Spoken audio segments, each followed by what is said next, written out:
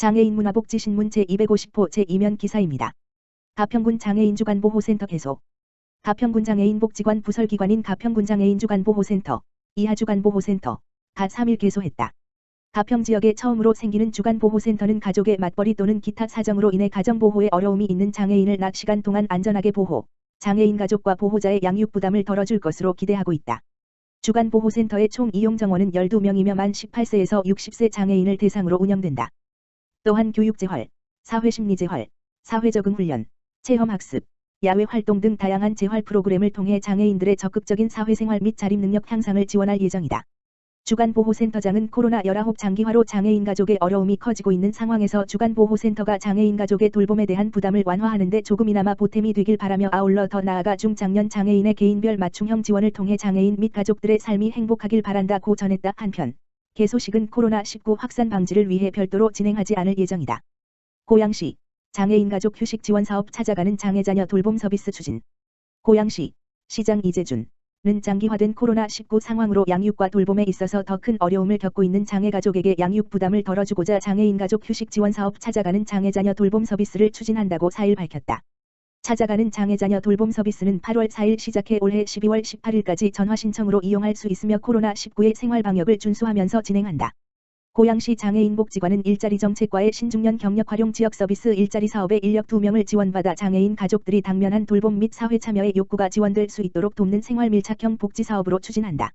돌봄 서비스를 신청한 가정에 방문하여 식사 간식 지원, 산책하기, 말벗하기, 간단한 놀이 학습 지원 등 장애 가정 상황에 맞는 개별적 서비스를 제공하여 잠시라도 일상생활에 지친 장애인 가족이 마음의 여유와 안정을 가질 수 있는 시간을 제공한다. 특히 발달장애의 경우 인지장애로 스문의 시간 가족 돌봄이 필요하여 세밀한 보살핌과 전문성이 필요하기에 돌봄 서비스를 제공하는 도우미는 장애인 전문 교육기관에서 활동 보조교육 이수와 풍부한 실무 경험을 바탕으로 현장에 투입된다. 2019년에 이어 2년째 돌봄 도우미로 채용된 이모 씨, 63세는 그동안 뇌병변 장애인, 발달장애인 돌봄과 장애인 교육기관에서 오래 근무한 경험을 바탕으로 가정환경, 장애 상태별 맞춤 돌봄을 진행하는 데 중점을 두고 있다며 특히 장애자녀의 양육으로 다른 가족의 돌봄에 소홀했었는데 찾아가는 장애자녀 돌봄 서비스를 지원받은 뒤 다른 자녀의 학교 일에 참석할 수 있어 좋았다는 말을 듣고 많은 보람을 느끼게 되었다고 말했다. 시 관계자는 돌봄의 사각지대에서 가정해체의 위기를 겪는 장애가족에게 장애가족의 심리적 우울감을 낮추기 위한 서비스 제공과 긍정적 장애인 인식 변화를 이끌 수 있는 지속적인 역할을 수행하고 장애인 가족의 지지체계 구축 및 역량을 강화하는 공공서비스 제공과 함께 지역사회 장애인 복지에 한 걸음 더 나아가겠다고 말했다. 고양시 수도권 주택 공급 확대 방안 관련 지역균형 발전 대책 마련 입장 밝혀. 고양시 시장 이재준 가 3기 신도시 고양창릉지구 공공주택 사업을 추진하는 중에 지난 8월 4일 정부가 발표한 부동산 대책 서울 권역 등 수도권 주택 공급 확대 방안에 대한 입장을 내놓았다. 고양시는 3기 신도시 고양창릉지구 공공주택 사업은 수도권 서북부권의 편리한 교통과 대표적 일자리 거점 도시 조성을 목표로 추진 중이다. 하지만 이미 1기 신도시 등 노후화된 구도심지와의 상생 발전할 수 있는 다양한 방안들이 논의되고 있는 시점에서 이 같은 정부 발표가 나왔다. 고 밝히고 당초보다도 더 많은 인구가 유입되는 상황이라면 도심지 간 불균형이 심화되지 않고 이를 해소하는 차원에서 종합적인 대책이 함께 마련되어야 한다고 공식 입장을 밝혔다. 시는 고양지역 도심지의 불균형을 해소하기 위해서 우선적으로 고양선, 세절 물결표 쌓인 고양시청의 연장과 일산지역으로 연장되는 인천 2호선이 상호 연계가 필요하다는 판단이다. 또한 자유로 대심도 지하차도, 양재 물결표 쌓인 자유로, 설치공사 등 도심지가 불균형이 더 심화되지 않도록 광역교통 대책이 필수적으로 마련되어야 한다는 입장이다. 또한 시는 얼마 전 중앙투자심사를 통과한 일산테크노밸리에 대한 정부 차원의 적극적인 지원 정책도 필요하다는 생각이다. 고양 일산테크노밸리의 AI, 5g 연계 산업 클러스터를 조성하여 한국판 뉴딜의 중심이 될 수 있도록 지원하는 정책 방향 설정이 필요하다고 강조했다. 이와 함께 시는 그동안 발전해서 소외된 경기 북부 지역에 대한 실질적인 보상으로 공공기관 등 일자리 시설을 이전함으로써 국제적인 무역, 전시, 한류의 국가적 전진기지로 보다 적극적인 육성 정책을 마련해야 한다고 밝혔다. 이에 시 관계자는 창릉 신도시가 추진되면서 지역 주민 사이에 첨예한 갈등이 있었던 것은 사실이다. 하지만 지금이야말로 정부 차원의 광역교통의 획기적 개선, 고양 일산테크노밸리의 한국판 뉴딜 정책 육성, 1기 신도시 리모델링 등 다양한 상생 발전에 필요한 특단의 대책이 필요한 때라고 시는 밝혔다. 과천시 희망 일자리 사업 참여자 100명 모집. 과천시는 코로나19 장기화로 인한 실업자 또는 소득이 감소한 취약계층에게 일자리를 제공하여 생계를 보호하고 지역경제를 활성화하기 위해 희망 일자리 사업 참여자 100명을 모집하고 있다고 3일 밝혔다. 모집 공고일인 7월 27일 기준 만 18세 이상의 과천시민으로 근로능력이 있는 장애인, 저소득층 등의 취약계층이거나 코로나19로 인해 실직 또는 폐업 등을 경험한 자 등 생계지원이 필요한 사람이면 누구나 신청할 수 있다. 과천시가 희망 일자리로 운영하는 공공일자리는 공공시설 등 생활방역지원, 공공시설물 정비지원, 공공업무 긴급지원 등이며 오는 9월 1일부터 11월 30일까지 한시적으로 운영된다. 희망 일자리 참여 신청은 거주지 동주민센터에서 3일부터 7일까지 접수한다.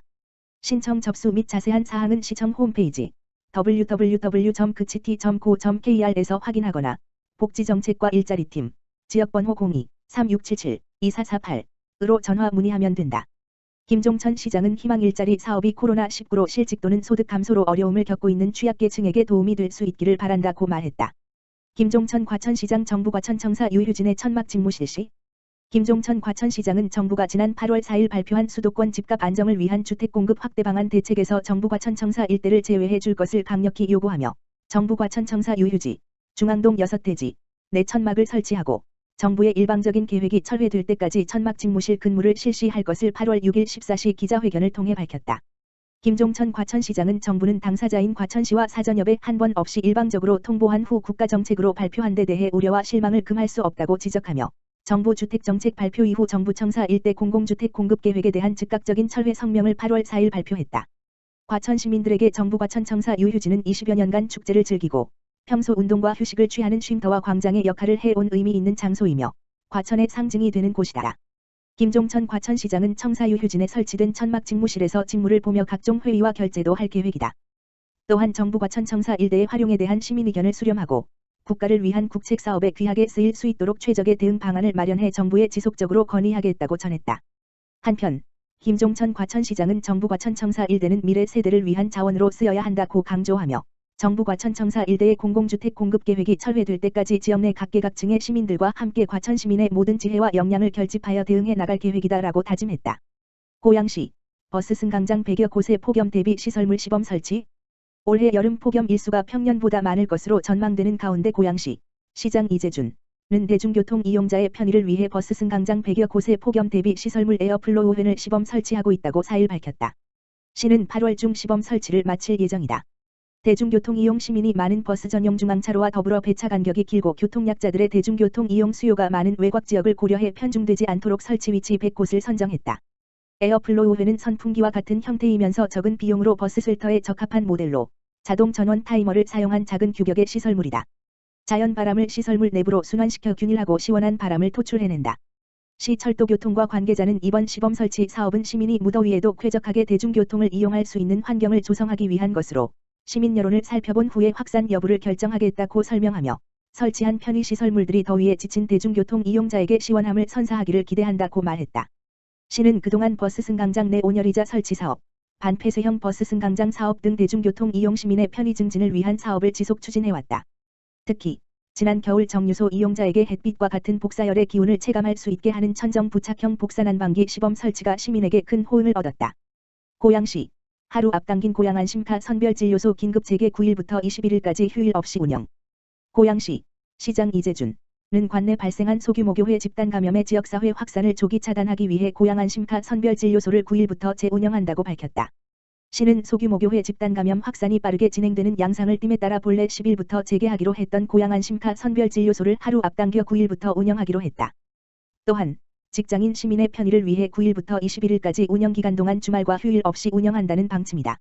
다시 문 여는 고양안심카 선별진료소는 오전 10시부터 13시까지 운영하며 의심 증상이나 코로나19 감염의 불안을 느끼는 시민 누구나 방문해 무료로 검사받을 수 있다.